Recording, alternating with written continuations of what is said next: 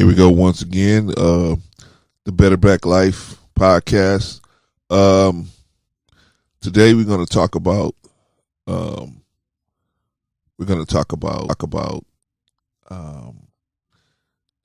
the current hip hop culture, and if being involved in the current hip hop culture is a good thing or a bad thing for the black community. So with me as always is Brother Jarvis, and don't go away, we'll be right back.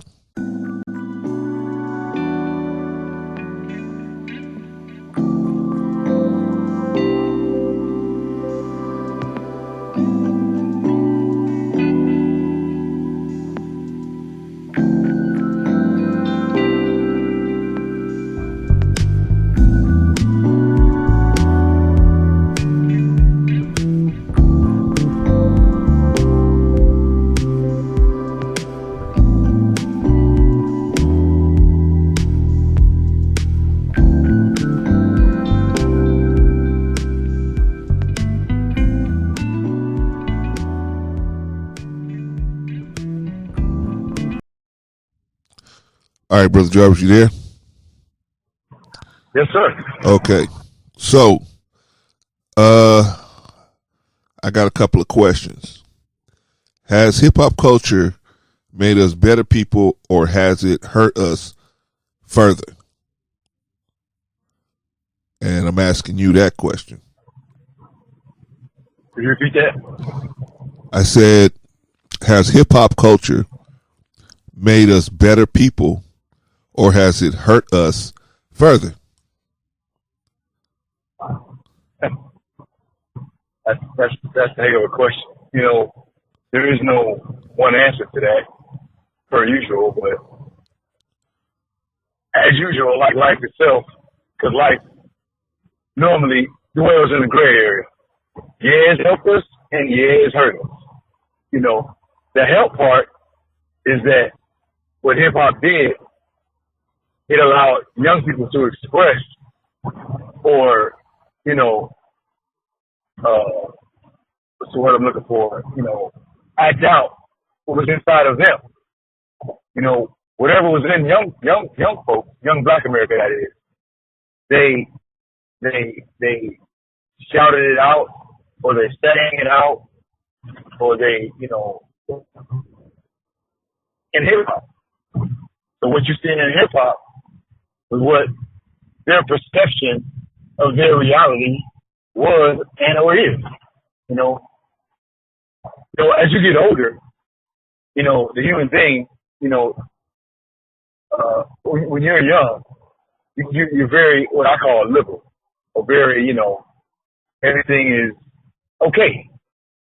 But as you get older and you make mistakes, you begin to realize that you can't do everything. You become more and more conservative. I think that happens to just about everybody. You know, they call it maturity or something. Okay. But, yeah, you know,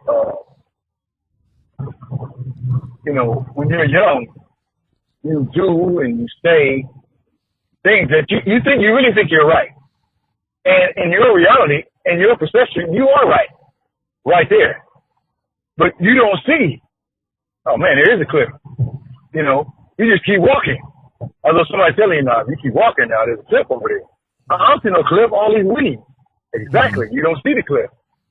Well, how do you see it? Because I did it already. I walked that same path you're walking right now. I did it. That's how I know there's a cliff there. Oh, you old. You don't know what you're talking about. And they really see it that way. You know, but, you know, again, getting back to hip hop culture, you know, and it's good to see, like, when you have children, you want to know, well, what are they thinking? Once you know what they're thinking, you can guide them to where to and not to do. You can try. You know, and that's what, yeah, that's what hip hop did.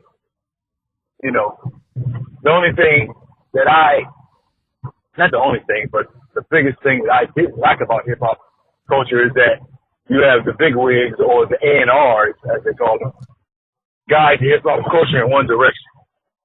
It's very vast. And it kind of, you know, like back in the day in the 80s, there was not only gangster rap, there was R&B rap. Right. There was rappers who sang about love songs. There was everything. Right. Because as a people, we everything. Nobody's more a human being than we are. Right. So we express every emotion, everything, all of it. But then the A&Rs are those who are in charge, directed it in one direction. Now that's why I don't blame the young, because you have artists who wanted to be the conscious artists, and they wanted to say things conscious, but because they did, they weren't, as they say, put on. In other words, you have the very powerful who will literally lose money, because power is control. If they can control something, that's power, because they already have money. They have enough money for a couple of lifetimes. So they'll pass up on money to keep the control of whatever they're ruling. Now, how has it hurt us in hip hop? In so many ways, man. It has dehumanized in a lot of ways. Okay. The female. Now, as a natural man, most men are attracted to a natural woman. Mm-hmm. And that's not a problem. Mm-hmm. The only thing is, they expressed it so explicitly, where you just about made her an object. And when she became less than a woman, it's something that you just play with. Yeah. And anybody who's wise, the black woman really is nothing to play with, if you know who she is. And most times, hell, man, she don't even know who she is. Right. She thinks she is to be playing with it, but she's not.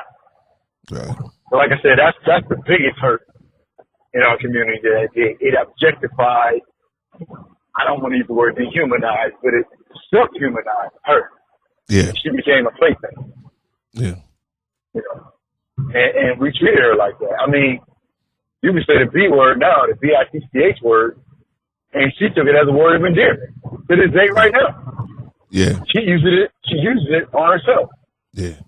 It's one thing to use it in a private conversation, but to use it in public to where it's just the thing to say, or, everybody say it now. Yeah. We've almost become immune to it. It's not really offensive anymore. Yeah. It's kind of like a Yo Mama joke. You've done it so long, it's not even offensive anymore. Yeah. So to me, the key, as far as the hurt that it did in our community, it hurt her the most.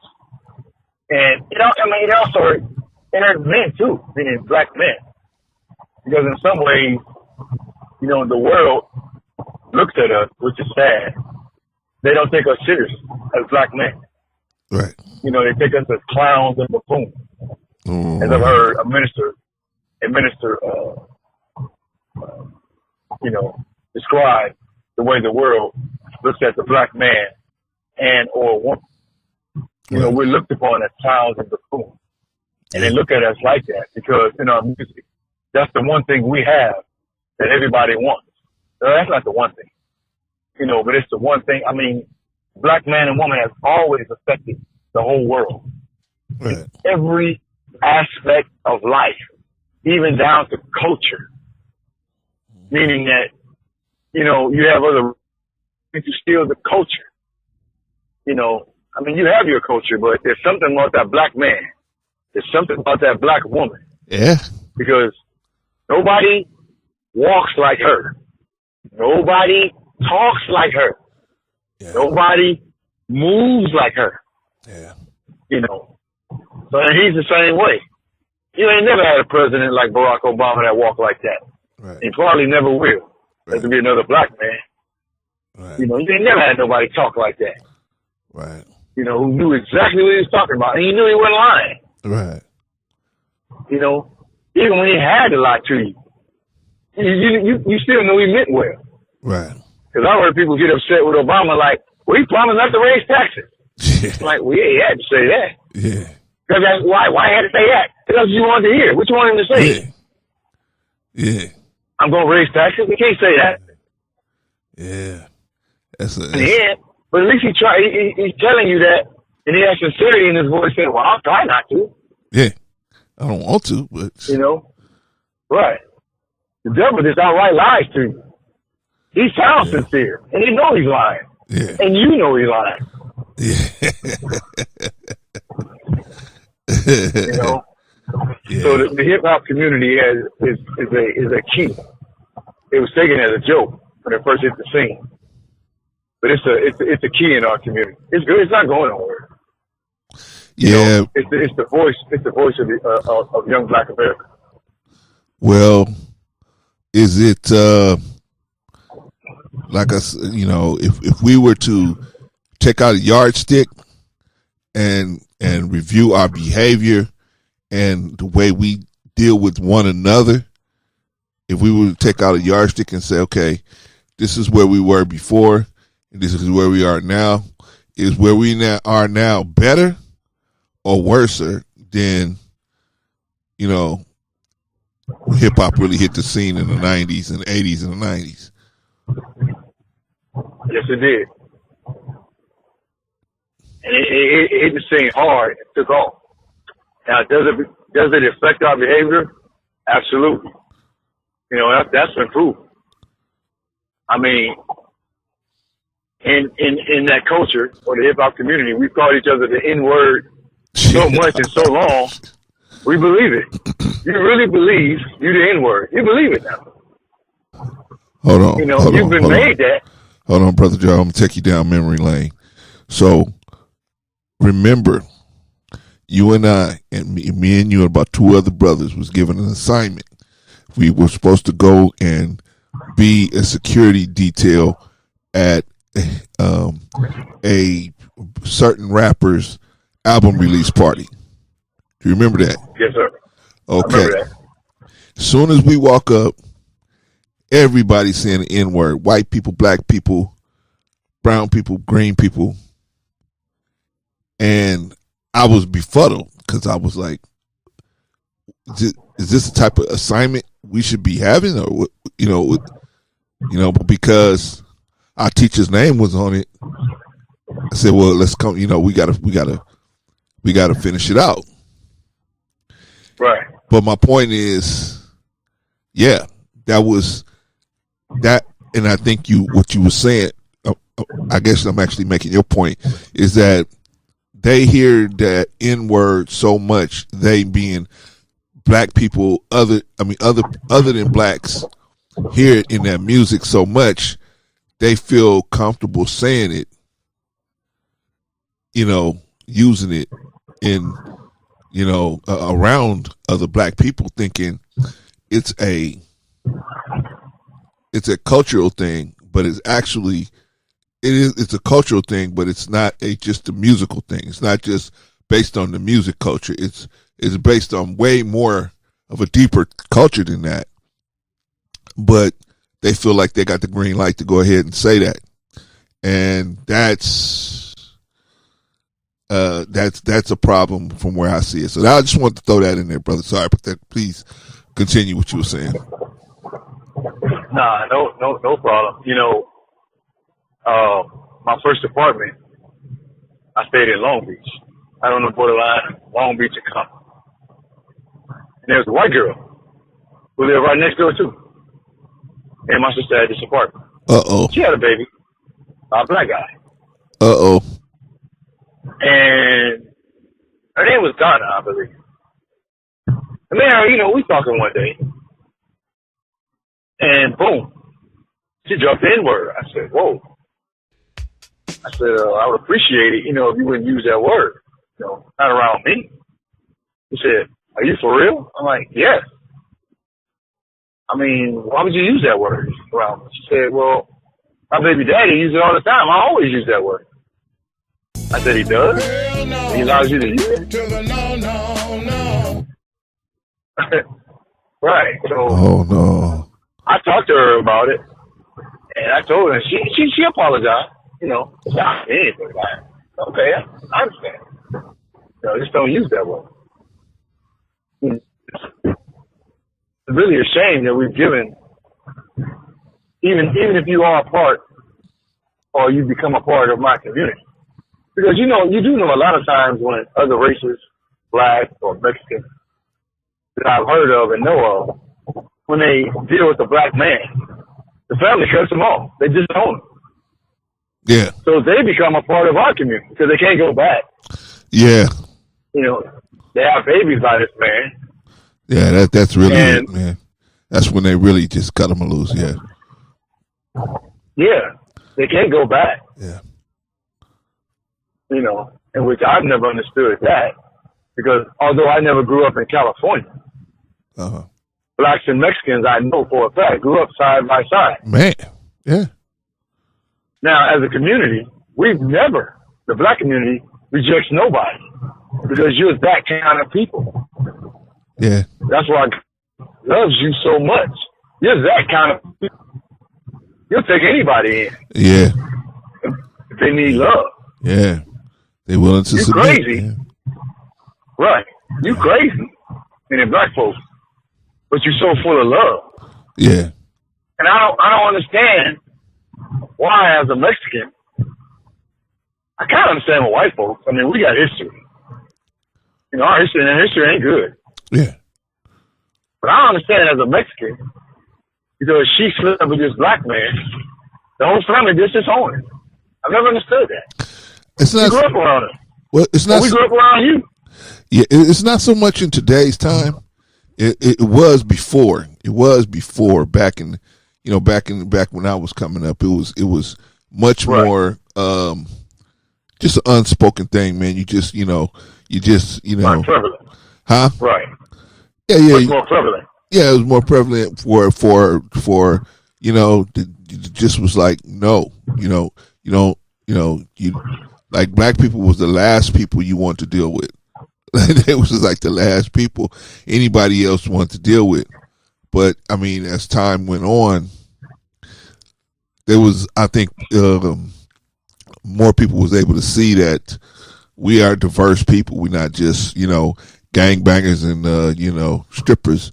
We got a lot of other people in our ranks. But I think back at that time, it was more they looked at us like, because I mean, if you looked at most of the TV shows, we was either pimp number one or pimp number two, or slave number one, slave number two, and right. The image of us wasn't that good. And I believe it was a reverse as well. As far as, I don't know about out there, but in California, a lot of black people was pretty much the same way with the Latino brothers and sisters. So, because when you saw them on TV, they was usually sitting under a sombrero somewhere, sleep with a rope with a rope for a belt, and they had they was talking slow and like they were slow. So the images that we had out there for each other was not good. You know what I mean? We didn't really have good images of. But I think as the images have blossomed, and both of us have seen more positive images of each other, I think that's part of the reason why a lot of that went away. I mean, I'm not saying it's gone, but I'm saying, it's not like it was when I was coming up. It was like, if a girl got with, basically like what's that movie? What's the Spike Lee movie, man? Where the chick gets with the black dude. What was that movie? What? Was it a show? It was a movie. Spike Lee, one of Spike Lee's movies, man, where the white girl gets with the brother. Yeah, with Wesley Snipes. Yeah. Oh, yeah. I think she was a Jew. Yeah. No, she was an Italian. She was Italian. You're right. Yeah, Italian. she was Italian. Right. Yeah, and once they found out she was messing with him, it was a wrap. It was a wrap. Right. Nobody in the neighborhood would go near her except that one dude. Right. But everybody else was just like done with it, right? Right. But I'm saying, that was how it was back then. But now I think it's more. It's not all the way gone, but it's not as bad, as it was back then. But right. But man, you keep dodging me on this question, brother. Keep dodging me. I'm asking you: has it moved the needle in a better way, or has it not moved the needle in a better way? And I can't get a straight answer. Because for every gain that we made, as far as the hip hop culture, we lost respect. You know, for every gain monetarily in money, you gain money, but you lost respect. But I'm saying, so I don't know if that's, you know, you gain money, you know, but you stalemate. Okay. So what I'm saying is, if we was to take the position we was in 1985 as a group, and I mean how we dealt with each other, not so much the money thing, but how we dealt with each other. Because if you factor money into it, it's gonna look like we're doing a lot better. So I don't want to use money as a factor. I want to use money. Because it's not the money that's really the problem. It's the relationships that we have with each other.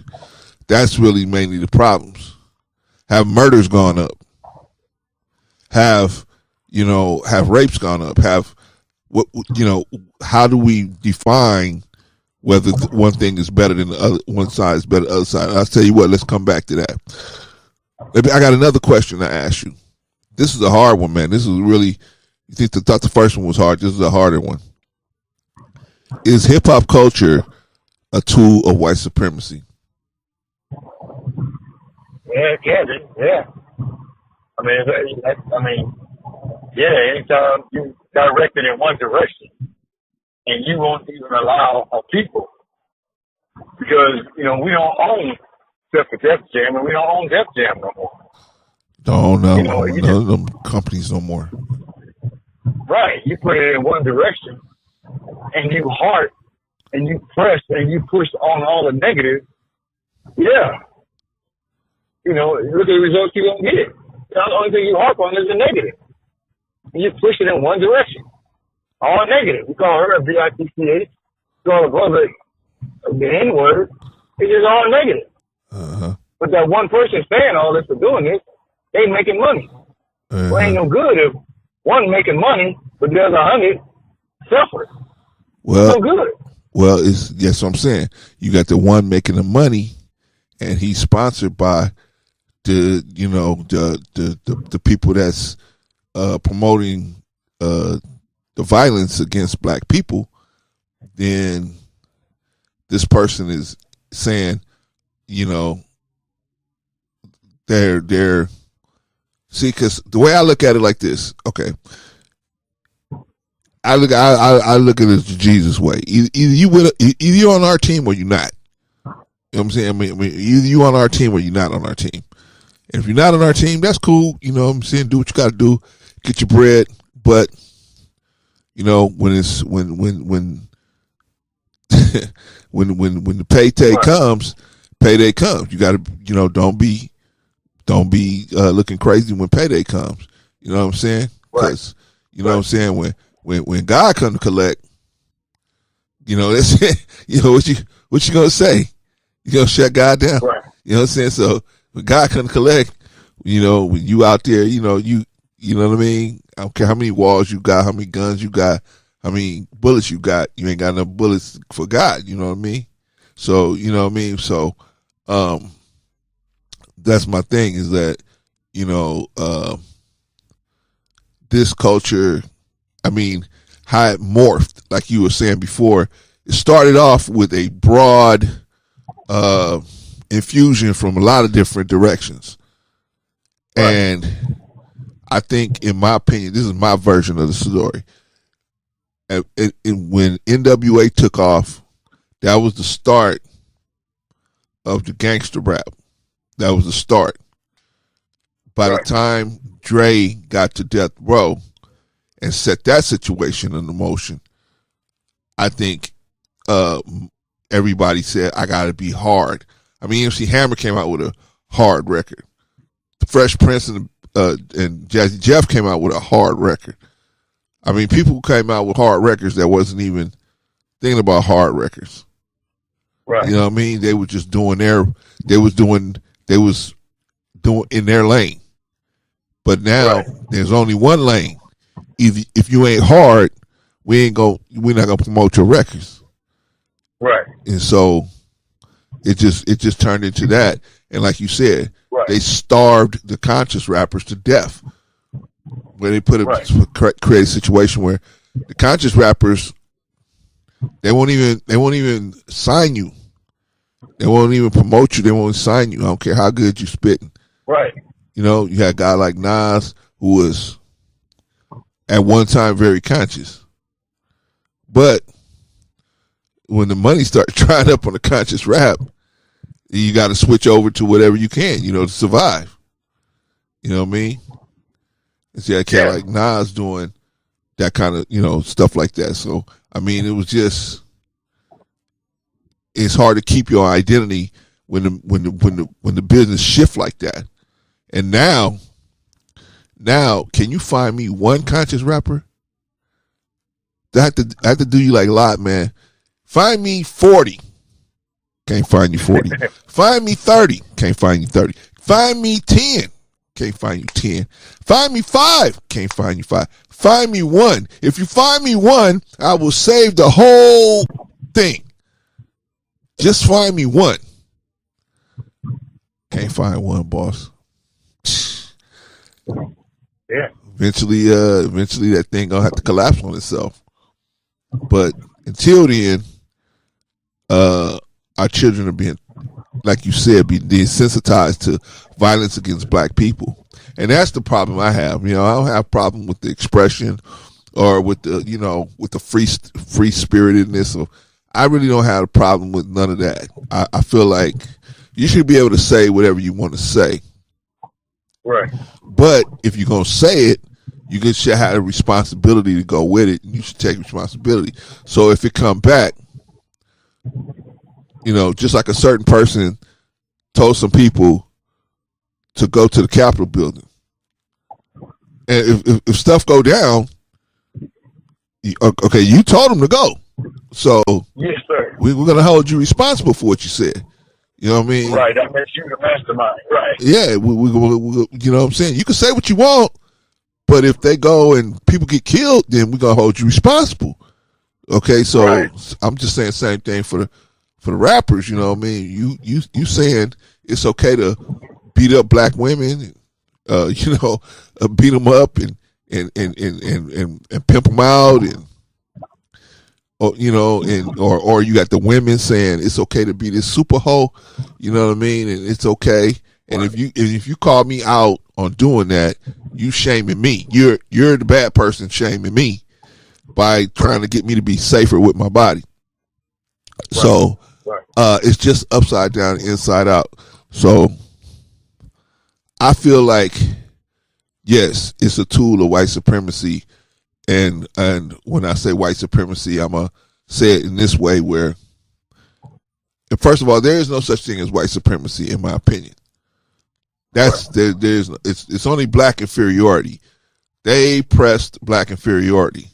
Since we've been here, it's been promoted black inferiority. But I'm using the vernacular of white supremacy because that's what everybody understands.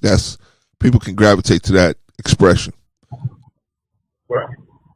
So what does white supremacy have done, or what setting that in motion, black inferiority in motion?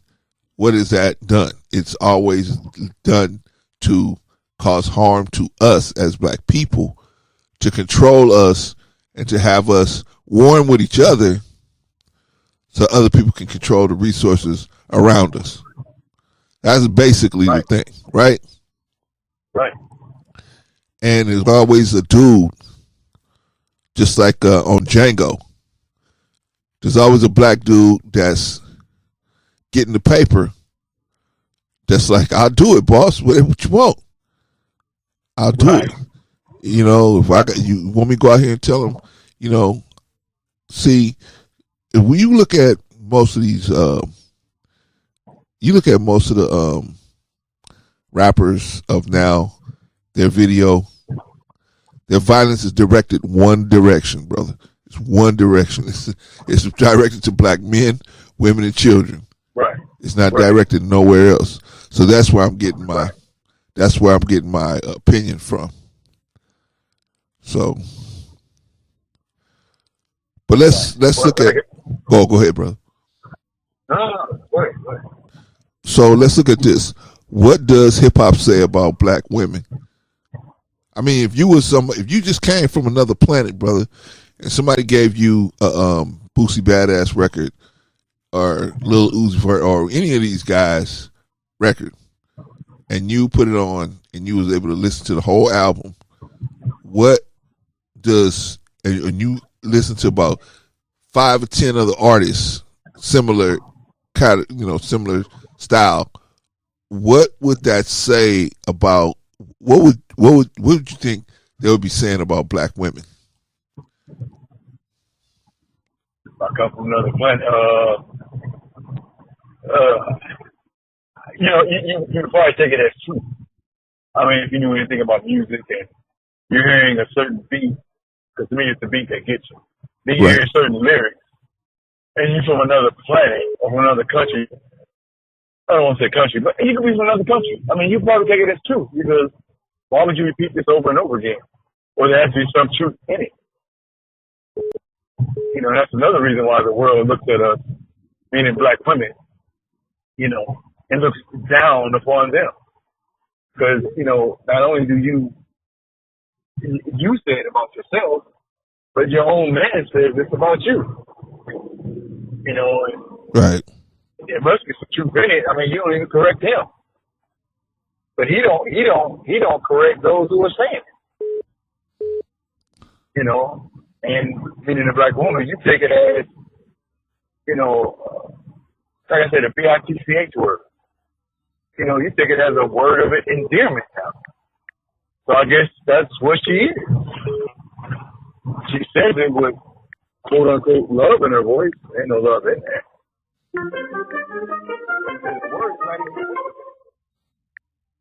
You can use it as a noun, pronoun,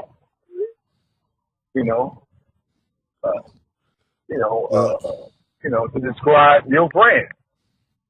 That's your friend, and you describe her like that.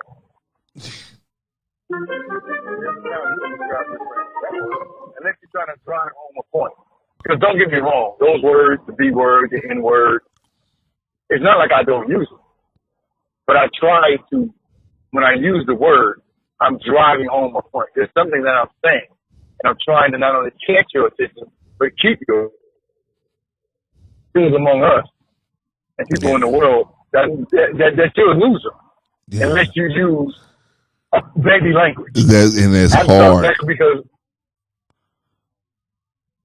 go ahead, man. I'm just saying it's hard to talk. No. Like you said, it's hard to talk to them without using that baby language, because you lose their attention. They don't really understand nothing else. Right.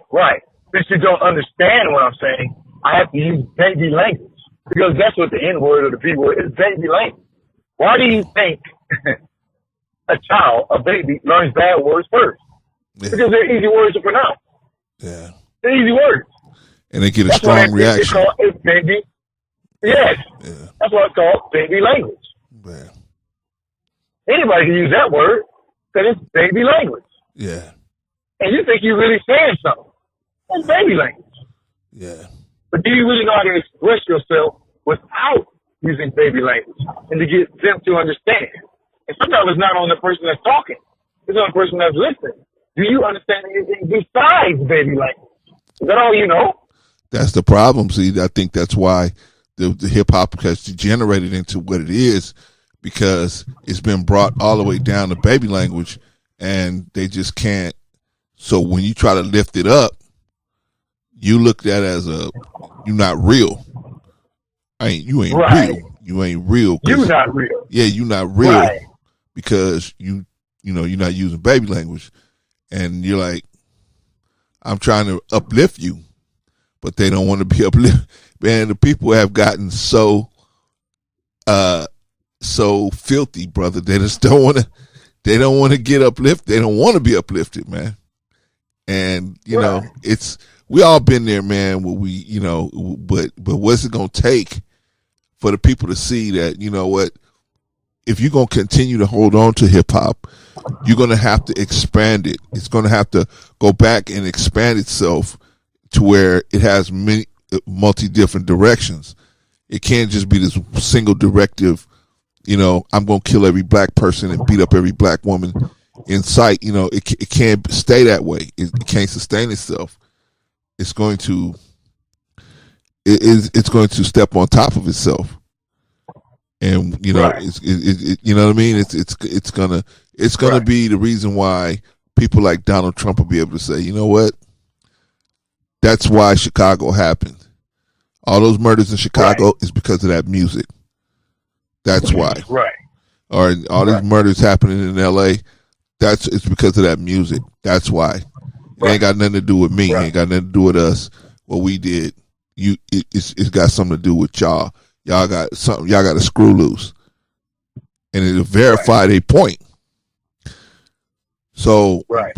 my thing is, what is it saying about women? I mean, let's just be honest, man. I mean, hip hop is not a very flattering for women. It's not very flattering at all. As a matter of fact, Right. Right. it really promotes women in a masculine framework that is really it's like circus. Something you want to see at the circus? Yeah, you want to see a fat woman at the circus, but you don't want to see that at home. You know what I'm saying? Right. You don't want to see you going to see a masculine woman on TV, yeah, but you don't want that at home. Problem is, Right. a lot of our girls are watching this stuff and thinking, man, I got to carry a masculine frame because this is what dudes want. They want somebody out of Right. control, constantly out of control like this. So Right. But we don't. yeah. Right.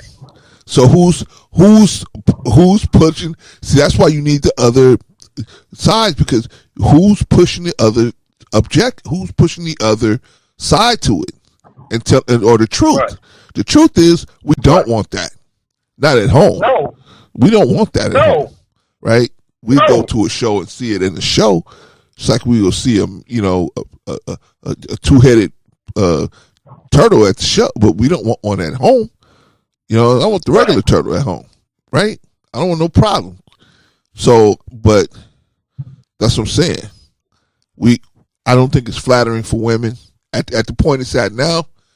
If they was to, like I said, infuse more, different directions, maybe then it will balance it out, and then you could have the gangster side, the party side. Like when we were in the '80s, right? You had the party side, the gangster side, weed heads. You had everybody. You had all the different sides to it. But Right. as the '90s came through, shrunk it all the way down to, man, you better be talking about some serious violence against black people, or we ain't gonna have, or we not gonna promote your record, right? Right. And it's got to be only towards black people, because if you say something about white people, man, that's it. You gone. It's it. You're never gonna play none of your records no more. Yeah. So I mean, it's just crazy. The same thing for black men, man. I mean, what does hip hop say in this point about black men?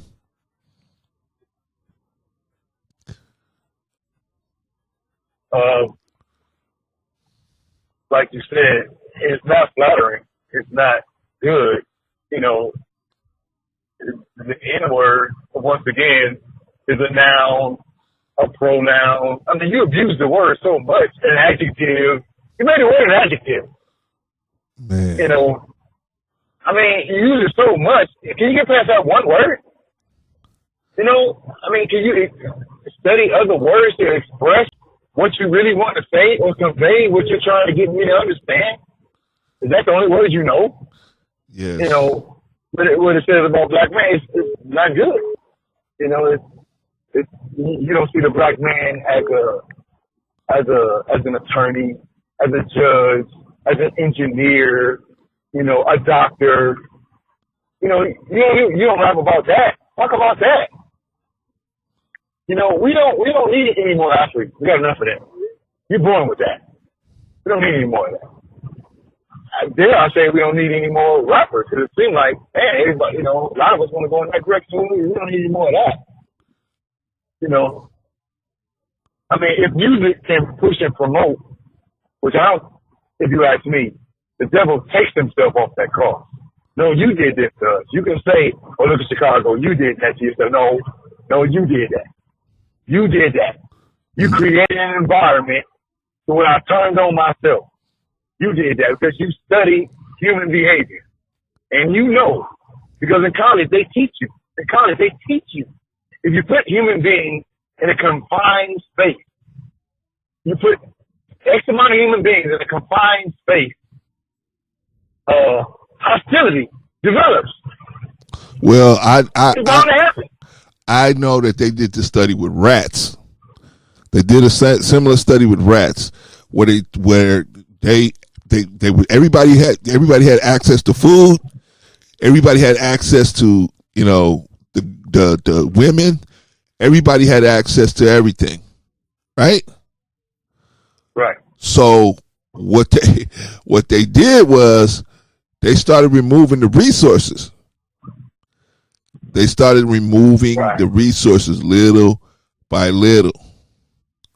Right. And they saw that as they removed the resources, the violence went up with the rats. As they got down to where the resources were so low that it wasn't no way that everybody in the thing was going to be able to eat and survive. That's when they just started killing each other. Right. Yeah, and so, but like you said, it was all orchestrated. It was all orchestrated, just like I talked about before in World War II, when the Germans went through Poland. Man, they just destroyed everything, bro, because they wanted the Polish people to have to come to them. They didn't want them to be able to still farm and everything. So they just burned their farms and killed their cows and just killed everything, right?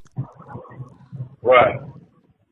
I mean, it got to the point where, like I said, man, the women was killing the baby so that they could feed the baby to the rest of the family, cook it and feed. Right. I mean, that's just how bad the thing got down there. You know what I mean? And so. Right. I'm saying that to say, you're right. The resources. I mean, the people will turn. Everybody's going to be nice until the resources start getting thin. When the resources start getting thin, that's when people going to start tripping. Now, just a sidebar. I'm scared for brother that put the diamond in his head. Because we were talking about, me and you off camera, Lil Uzi Vert. He put this $24 million, allegedly $24 million carat diamond in his head, surgically inserted it in his head. Now, I thought I had seen everything when T.I.'s wife went to Africa to go get blue eyes. Surgically made blue eyes. I thought I had seen it all, but obviously I haven't, because this young man put a diamond in his head. But this is the point. This is my point. How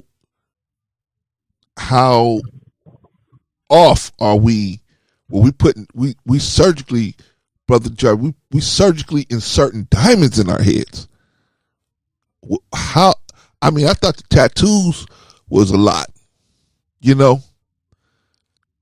but tattoos ain't good enough now. Now you got to surgically insert a diamond in your head. Right. Are we some sick people, brother? Are we sick?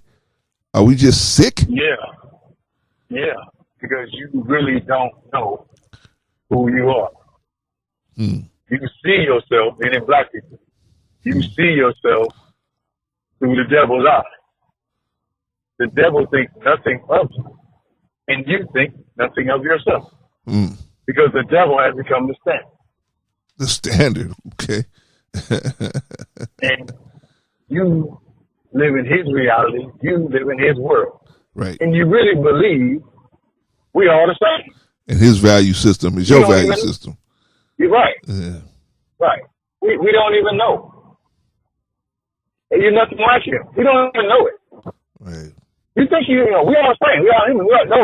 No. We're not all the same. No. There's one oddball in this group. There's one somebody thinking way different than everybody else. Yeah. Yeah. But you've adopted his perception of yourself. Yeah. He thinks nothing of you, and you think nothing of yourself. Because, see, the tattoos, you don't know that God already put a tattoo on you. Yeah. Anytime you got black skin, that is your tattoo. That's your tattoo. You don't need nothing else. If you only knew. You already got a tattoo. But, yeah. You don't even know how blessed you are. You got a tattoo. And you think you need to put an image on your skin. Yeah. You're crazy. Yeah. And the cold part is, you got these silly girls, young girls. Yeah. You like these crazy men putting tattoos all up and down their arm. Yeah. You like that? Yeah. Yeah. That's why he do it. You know why he do it? Because you like it. Yeah. Yeah. Yeah. Because if you didn't like it, he wouldn't do it. Yeah. Yeah. But what does the what's the word I want to use? What does the altering of the body say about the person doing that? What does that say about that person? If I think nothing of yourself. If I get tattoos all over my body and I feel good, that makes me feel good. What is that saying about me?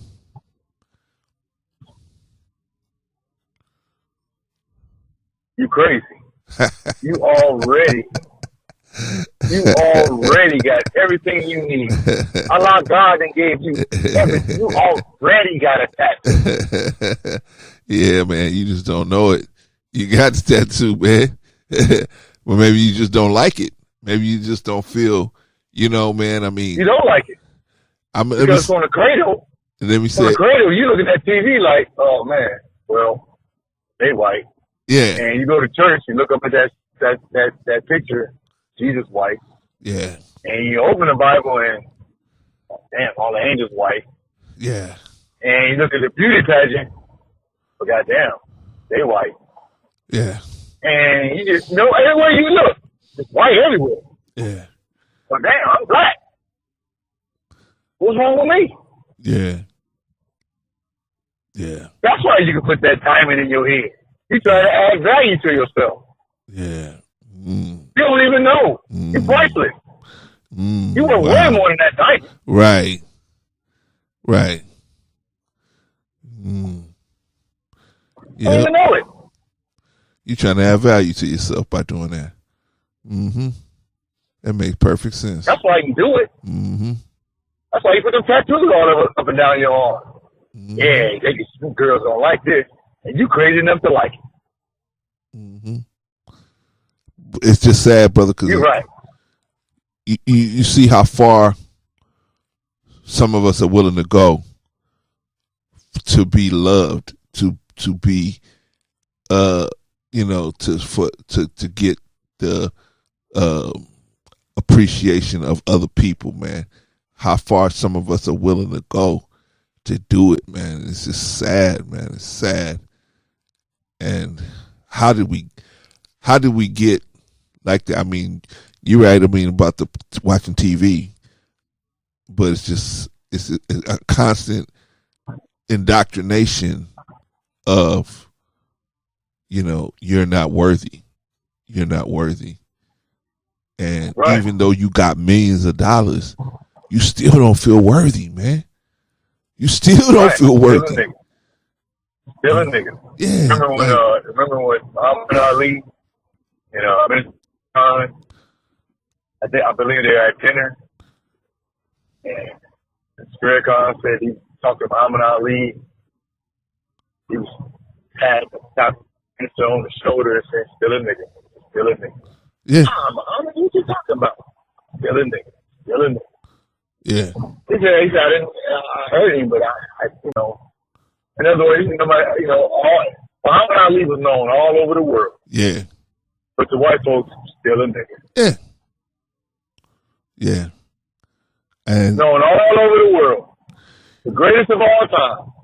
Yeah. His name all over the world. He was the most known man in his time.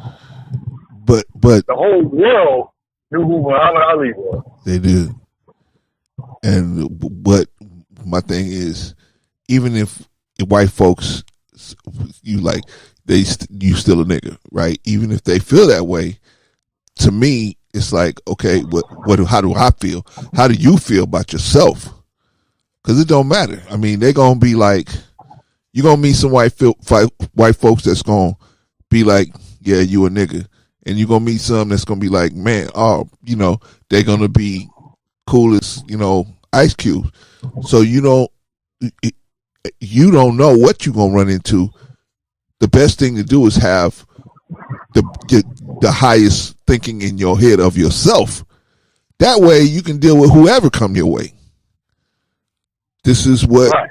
This is my opinion. This is what God wants for us. I mean, it's like I can't. Every person I run into, because of their thinking of me, I'm a switch. Oh, okay. So this person think I'm a nigga. So now I'm depressed and I'm walking around thinking I'm a nigga because this. And then this person say I'm good, and so now I'm up because that person said I'm good. And then this next person say you a nigga.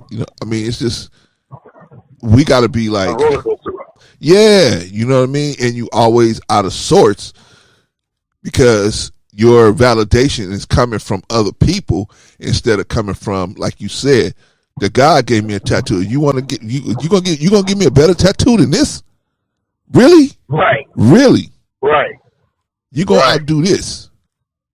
Right. Okay. You sound like a woman. I got to understand. You sound like a woman, and they told me this. A dildo is just as good as a real thing. You're lying. Yeah. You're lying. Yeah. Stop lying. You're lying. Yeah. You gonna outdo God? A dildo? Yeah. Feel just as good as the real thing? You lying. Yeah, that's crazy, man. That's crazy. But man, y'all a headache. It ain't that much of a headache. You mean to tell me you better have a dildo to the real man? Yeah. But see, you know what, brother? Some of them have been really, really hurt. Some of them have been so hurt that either they went and latched on to lesbianism, or they took that other extreme, which is instead of having a live person in my life that could hurt me, I just had this toy. And then this toy can, lead me along. And they get away with it for a few years. When they get to about 38, 39, they start realizing, man, you know what? I would like somebody to just get in the bed with. I would like somebody to, drink coffee in the morning with. That would be nice. But you late in the game. You late in the game, man. 38, 39, 40. You late in the game. So that's the problem that they have with that. You know what I mean? But there's some women that just they just determined to be that way, where they just not deal with no man physically. I mean, that's cool. I mean, whatever rock your boat. I just think that most women want a guy. Most women want a man in their life, a good, decent brother. And when I say decent, I mean hard working, trying to do his best. He might make a mistake or two, but I mean, he work hard and he's trying to take care of his family. And he's a loving brother. I mean, what more can you ask for that? They got this thing out there called a high value male. Have you heard of this? No. Okay.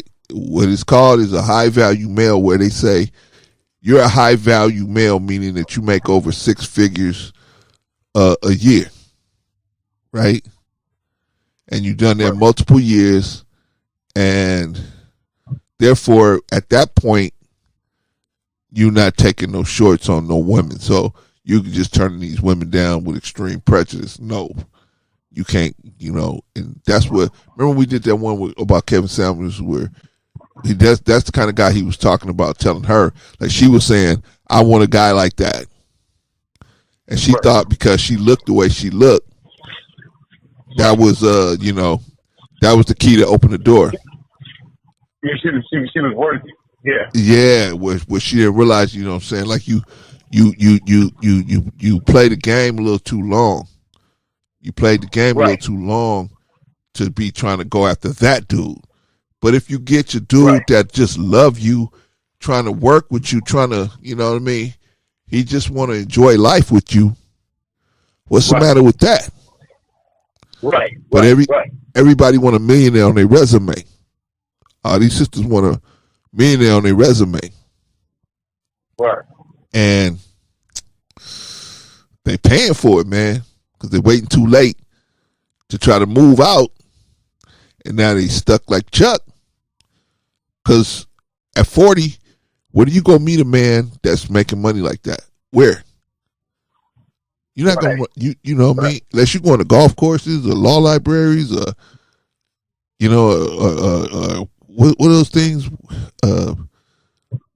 Country clubs or something like that. You're not running into dudes like that.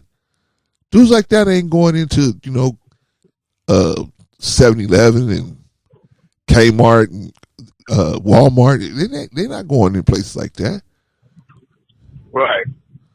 So I'm saying that to say this culture is got us so far away from reality that it's in my opinion, to improve, it needs much improvement, and to improve it, you have to have an influx of different, not necessarily genres, but different types of hip hop, where you got the more uplifting hip hop, the more just more different varieties of hip hop to infuse in with it, so that now you got a balance, and you can listen to the gangster music, and then you can go over and listen to the party music, and then you got a little, you ain't taking none of it too seriously. Whereas opposed to now, man, everybody wants to live it, right? I'm a gangster. What's this dude the rapper Pop Smoke? He wants to live it. He wants to be. You don't know about Pop Smoke? No. Okay, so it's a rapper, man. I think he's from the East Coast, man, but he was out here about 2 years ago. He was out here, and he was on Facebook telling people where he had rented a spot in Hollywood Hills. He did an Airbnb out there in Hollywood Hills somewhere, right? And so the haters on Facebook was like, man, you in our town, you supposed to, pay a tribute or whatever. Something went down like that. And so he was like, I ain't got to do all that. And if you want to come see me, this is where I'm at. He posted his address. Right. But they came and saw him, and they, took his life, unfortunately. Took the young brother's life. What? Oh, yeah, they killed him. They went to his pad and they killed him. Yeah. Oh, wow. Yeah. They killed him because they wanted him to do. What did they want him to do? They killed him because they felt like he was supposed to either check in or some kind of way, some type of dispute got started on Facebook. Right. And because of some words, brother, this brother's life got taken over some words, basically typed on the screen. Yeah. But my point is, that's how crazy this thing has gotten. I got a list of rappers that have been killed. I mean, shoot, Scott LaRock, Paul C, D-Boy Rodriguez, Charisma, Stretch, Seagram, Tupac Shakur, Yaki, Khadifi, Notorious Big, Fat Pat, Big L. I mean, all the list goes on and on and on and on and on, brother. It's probably about 40 or 50 names on here. You know, just crazy. Jam Master Jay. I mean, I'm talking about from gun violence. This is just gun violence. This ain't heart attacks, you know, nothing like that. This is just this is gun violence. And I don't think we were promoting all this violence to our young people, man. And that, in my opinion, is going to come back to bite the hip hop community, man. Them chickens already coming home to roost in Chicago and LA and Miami, New York, places like that. Yeah. But it's going to get to a point where they're going to say, when enough black people have gotten killed to where they're not a threat no more, that's when they're going to say, you can't do no more hip hop. They're not going to sell it no more. Because if they really cared about us, the people distributing it would say, no, we're not going to distribute that music, right? You think I don't blame it. I don't blame the culture. I don't blame the music. You know, I blame me. That's just me. I blame the devil. Now, is he promoting it? Yeah, obviously. But to me, the culture or the music, it may change, but we're going to have to change. But we're going to have to push it in the other direction. But that's what I'm saying. To change it, we're going to have to own it. But that's what I'm saying. It's not that I'm saying, the devil is free from it, but the devil is not going to change anything. Why would the devil change something that's working for him? He's going to, it's up to us. We're the ones who are going to have to change it. Because if we don't, it's just serving his purpose. Yeah. It's a machine that runs by itself, and they don't have to even pump no oil into it. It just runs by itself, killing black people. Yeah. Basically. Or dehumanizing the female to the point where they don't even look at the female as somebody of, man, there was a time when we looked at the female, if you look at our songs, like in the 70s and 60s and stuff, we talked to a female, man, we was making sure we was on point with the way we spoke to her and how we was trying to come at her, right? And remember our dress. How you dressed, man. Suit and tie, man. Suit and tie, Suit and tie. And you had your car clean, and and if you had music playing, it was like slow jazz. I mean, it wasn't nothing that was saying offensive things publicly. Right. You know what I mean? Right. But my point, but as you see how it's degenerated now to where they put a woman in their car and it's like F a B and a B is nothing and I'll beat a B's butt and it's just crazy and it's off the chain. And who's gonna change it? Yeah. Right? I mean, you can't expect those making money off of our foolishness to be like, feel sorry for us and say, I feel bad for them. So let's change it. Right? Right. Because the only people that's going to, it's like the Jews. The Jews want something done. The Jews don't wait for nobody to get in there and feel sorry for them. Right. They go right at the head of the thing. Whatever it is, they go to the head. Bang! They try to cut that head right off.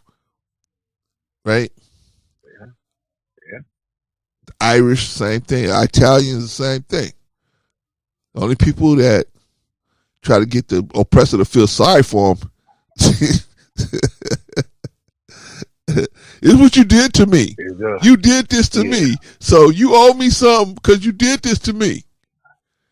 Oppressor be like, yeah, okay, we're going to go into a committee and discuss it, and we're going to go over it again, and then we're going to discuss it, and then we're going to discuss it again, and then, every time you ask for it, they're going to go and discuss it. But it don't ever come.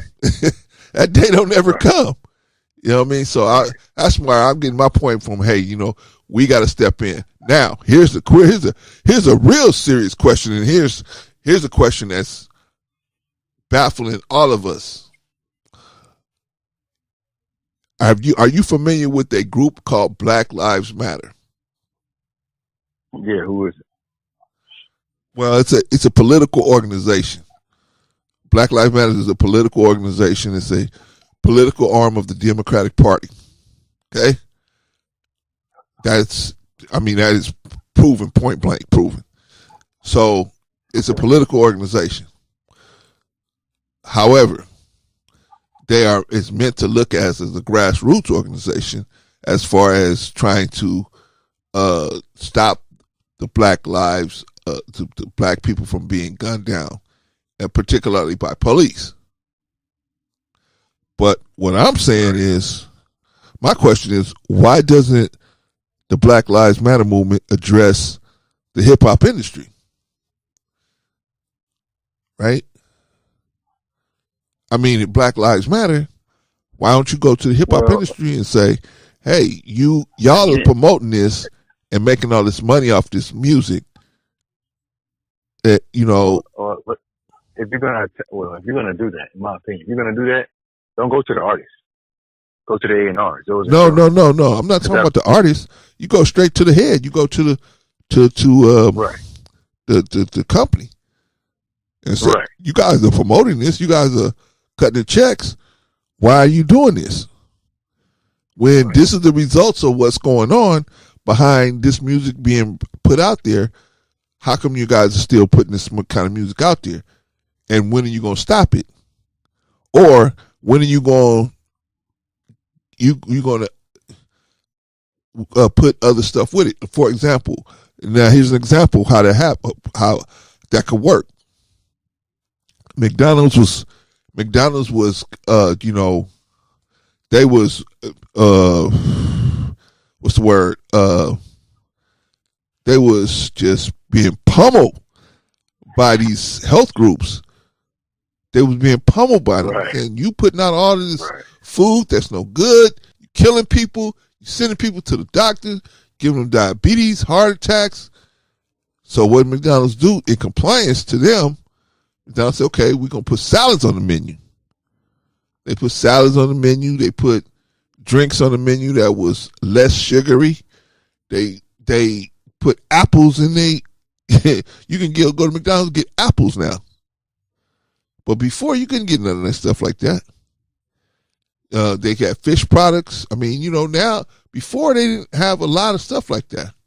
But my point is, because the people went to them and said that, they had to bow, because otherwise it was going to be a fight, and they knew they were going to lose their business if they didn't include it. If not, be shut down.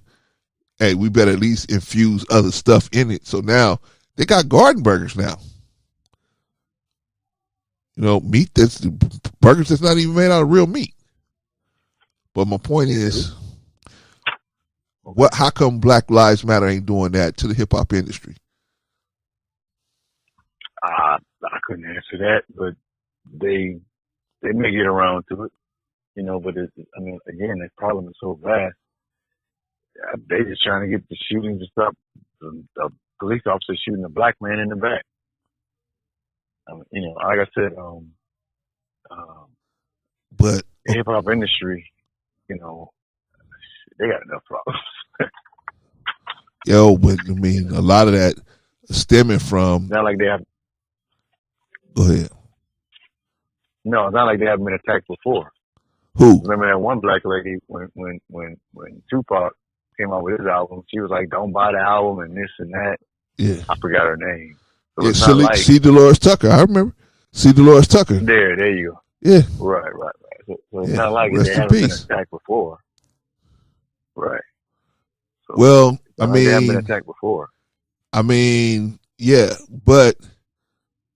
but she went to the record labels telling them, she didn't tell them not to buy the album. She said, if you're going to have cursing on it, she don't want regular she didn't want little kids to be able to walk up and be able to just buy it. It should have those little markings on there, a parental explicit lyrics, parental guidance suggested, right? That's what she was saying. But they took it like she was trying to shut the business down. And then nobody wants to be that person. Nobody wants to be that person, go against. And I get that.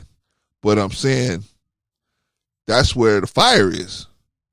I mean, if you got the fire hose and you got the truck, this is where the fire is. I mean, if you call yourself putting out fires, this is where the fire is over here. And if you put this fire out, some of the other little fires will go out. Probably. And I ain't saying it's only their responsibility to do it, but I'm saying they have such a large platform, they could go in and say, hey, but I'm going to tell you my opinion why they don't do it. They don't do it because the people that's actually funding Black Lives Matter, which is the Soros brothers, they all in cahoots with each other. So Viacom, they got stock in Viacom, they got stock in all these other companies, Virgin, all these other companies that are putting out records, right? Putting out rap records. Therefore, they tell them, because they give them an agenda, right? They give an agenda.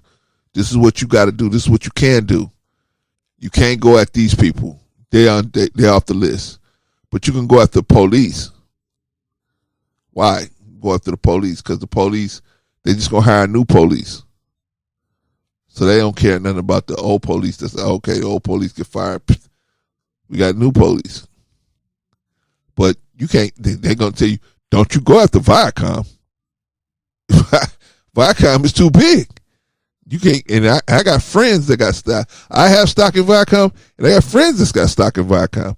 You cannot go after Viacom, even though Viacom is the biggest one that's selling rap records of destruction, right? And if that was a Jewish, if the roles was reversed, it's okay. Viacom is owned by mostly Jewish people. If the roles was reversed, and Black people was putting out music that was advocating violence against Jews, brother, they wouldn't even be. It would take 2 seconds for them to the JDL and the ADL to be knocking on Motown's door. It wouldn't even take 2 seconds. They would be there. But we not doing it because of the. So you're saying Black Lives Matter is backed by? I thought it was a nonprofit organization. I don't know. Oh yeah, on paper they are, but they are funded by two billionaires named the Soros brothers. Look it up. They're funded by those two guys. So right. They are the ones that lay the agenda out, or they are the ones influence how the agenda gets laid out. I'm not saying Black Lives Matter has the key to everybody's problems, because I'm not saying that. I'm just saying, if you got the fire truck and you got the ladder and you got the hose and you got the water, instead of putting out fires that's coming from other fires, why not put it out the fire that it's coming from? Why not put out, these fires are jumping off of this fire? So logically, you should be going to this fire first. Put that fire out, it'll stop all these other fires or slow them down. But they're not putting that fire out because, this is my point, they're all in cahoots. They're in cahoots. The Black Lives Matter movement is just what it is. It's a movement. It just keeps moving. It's never going to reach its destination because it's not addressing. Well, first of all, it's a political organization. It's not a grassroots organization, so it's not meant to solve any problems. It's meant to rally Black people to vote. That's the real purpose of it. And I'm not I'm not against them. I'm not against them. What I'm saying is that's the real purpose of what they're doing. So to get it right, either they're gonna have to take an internal look at what's going on and reevaluate how they do things, or the people on the ground gonna have to do something. That's the bottom line to that situation, because if the hip hop situation, man, nobody can really fix that except for black people. We're the ones that started it. We the ones put it in motion. So we're the ones going to have to fix it. Right. If you look online, all of these people like DJ Vlad and No Jumper, all these white boys with all these platforms that they make all this money off of interviewing rappers and people from the black cultures and stuff like that. But they can't do nothing about it. They can't stand up and say, you know what, this is out of order. I wish you guys would stop making music that's threatening the lives of each other. You know, they can't do nothing. They won't do it. They're making too much money off of it. It just can't do it. It's just not a good business move to do that. So I get that, but I'm just saying, I think if a group like Black Lives Matter, who has such a huge platform, if they was to really do something like that, where focus their attention on trying to get more, because I ain't against hip hop, I'm just against the direction that it's in. I don't like the direction. I think it should be, like I said, more stuff infused with it. So, like this for a long time. Yeah, man. Like this for a long time. But the rates of violence is getting so high. The rate of violence is getting so high that it's getting to the point where you can't even send your children up the street to the store, because the rate of the violence is getting so high. You don't know what's going on out there. Right. It's getting ridiculous, man. And so, what are we gonna do? Are we gonna just let it get worse? Because we love the beats. Wow. Yeah, the beat's good, but you know, I shoot niggas, I kill niggas, after a while, the whole community's gonna be like, yeah, if a black man gets killed, it's okay. It's not even nothing to be in an uproar about. Right. And that's what I'm saying. Black people, we gotta backtrack on that.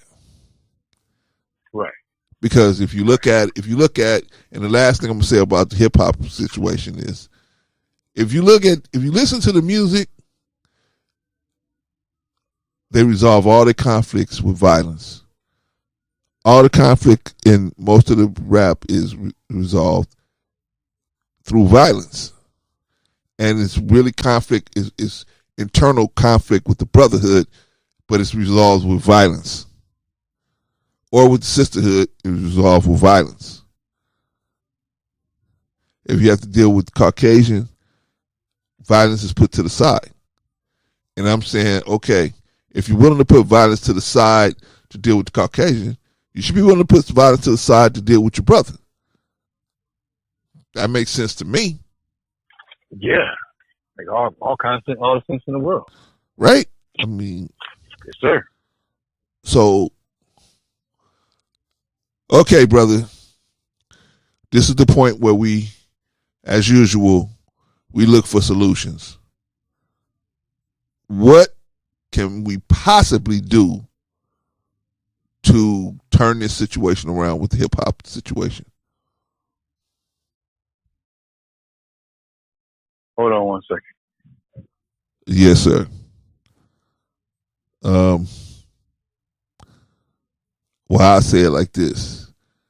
I feel like if hip hop is going to turn around, it has to take a new initiative to promote other than just the violent side of it. It has to start promoting other sides to it. Party side, fun side, whatever. You ready, brother? Yes, sir. Okay, yes, sir. Well, let me let you finish, and then I'll continue. No, conclusion. I mean, that's about it. Conclusion. I mean, you really want hip hop to change? We have to own it. If we the ones that's singing it or rapping about it, we have to own it. We have to own it. We have to control it. What does that mean? We have to own it. What does that mean? Exactly. In other words, you got to not. In other words, when the artist, I don't know the music industry, but like Prince, if you're gonna own something, you need to own your own masters. Now, I don't know the game that they play in the music game, but to come in and say, look, whatever music I write or I make, I own it. You just distribute it. You got to do like that one rapper who owned everything that he made. Now, he didn't get no distribution. They didn't promote his music, but his music did get out, and he got a lot of his sales around the world. That rapper, he died like last April, a little over a year ago. Light skinned brother, I forgot his name. Okay. But he got no promotion. He got no distribution. But he owned everything he made. Okay. And because he did that, he was rich. He was rich, but nobody really knew him except for in LA. They knew him in LA, and they knew him kind of like worldwide.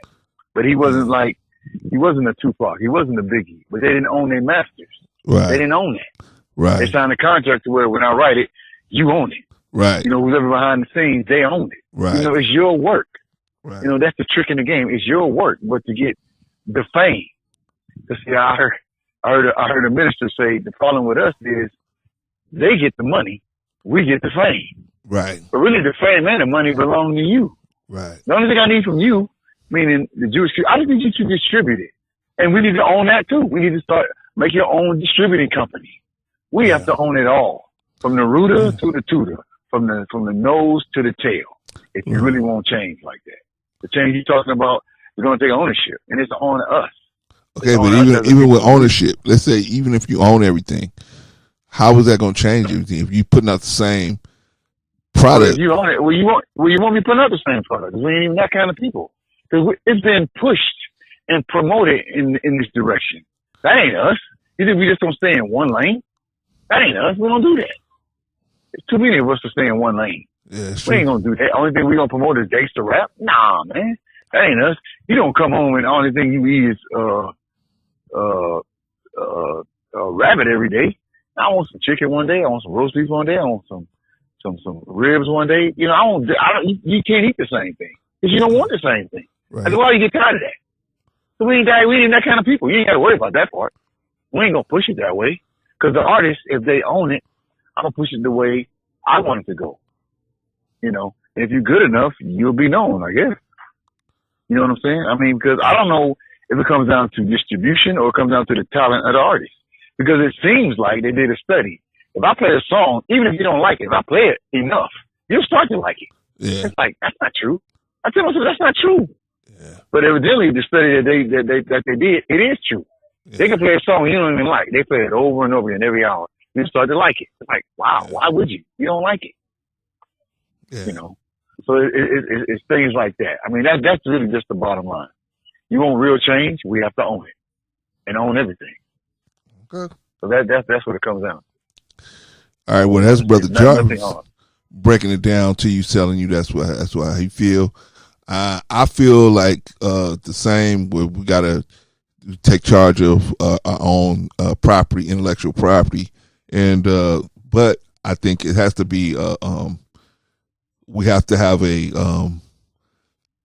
determined idea to, because I feel like if we don't determine to change it, we're just gonna let it be the same.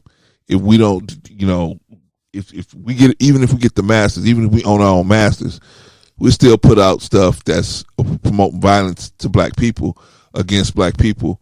And if we don't have a determined idea that, hey, we're going to stay away from this, we have to stay away from this, then I think that'll be probably a better thing. It'll move the needle over more than just having the masses as well. You got anything else you want to say about this subject, Brother Jarvis? Brother Jarvis? No, sir. That's it. That's it in a nutshell. It's in a nutshell. Okay. Yes, sir. That's it in a nutshell. You said more than enough. Okay. Well, we talked about a lot of different topics today, but what we really wanted to talk about was hip hop and what is it really doing to our people in the current form, current state it's in now. Like I said, neither one of us has any. We don't want hip hop to stop. We just want it to be tweaked so it can be not only a message of telling stories about the bad, but also telling stories about the good and pushing, positivity as well as, some of the other stuff it pushes to bring balance back into the flow. All right. So we're going to talk to y'all again next week. Let's Talk, the Better Black Life podcast. Brother Clarence, Brother Jarvis. And always remember, never be the aggressor. Never be the aggressor. All right. Peace.